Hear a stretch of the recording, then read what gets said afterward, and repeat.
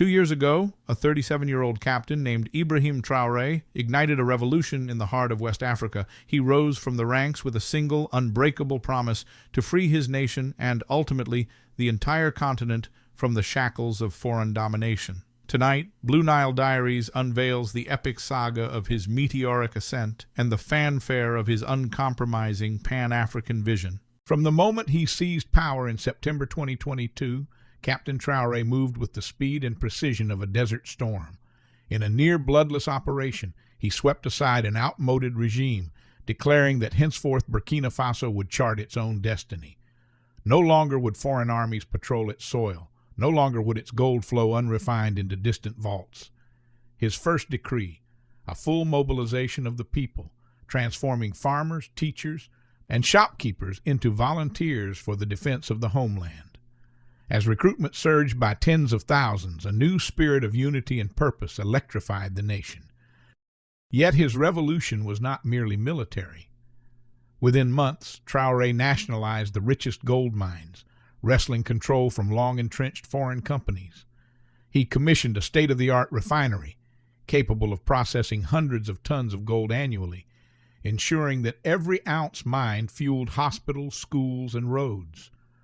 Villagers who once saw their birthright smuggled away now watched with pride as their own gold glittered under the refinery's furnace, financing the very schools where their children learned to read and the clinics where their mothers gave birth.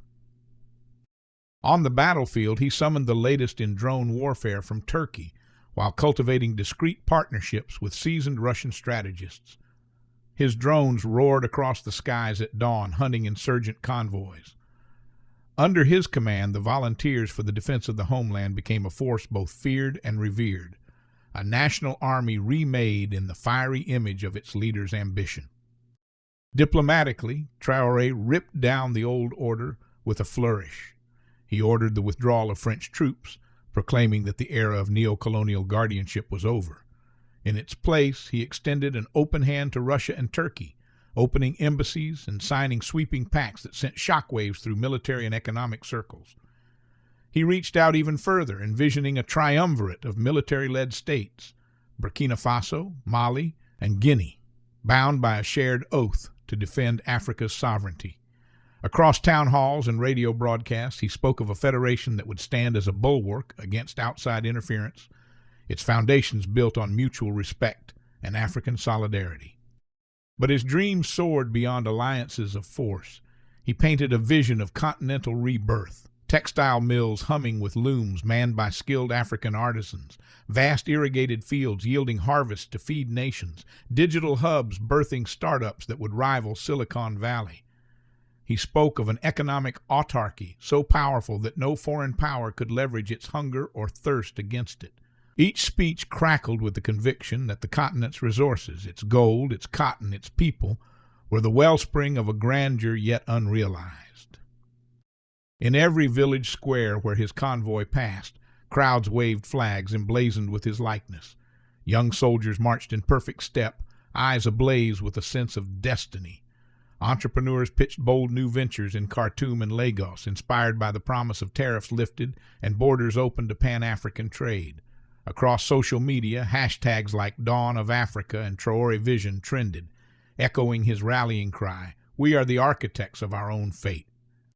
Tonight, as the sun dips below the desert horizon, we reflect on 2 whirlwind years of bold proclamations and seismic changes. Captain Ibrahim Traoré has shattered old paradigms, stirred the embers of unity, and offered a vision that blazes brighter than the African sun. Whether history will judge him as the liberator of a new era or the harbinger of storms yet to come remains to be seen. But one truth endures. In his 2-year reign, he has forever altered the course not just of Burkina Faso, but of Africa itself. The saga continues. Subscribe to Blue Nile Diaries to witness the next chapter in Africa's unfolding epic, where every heartbeat echoes with the promise of freedom and every sunrise heralds a new dawn.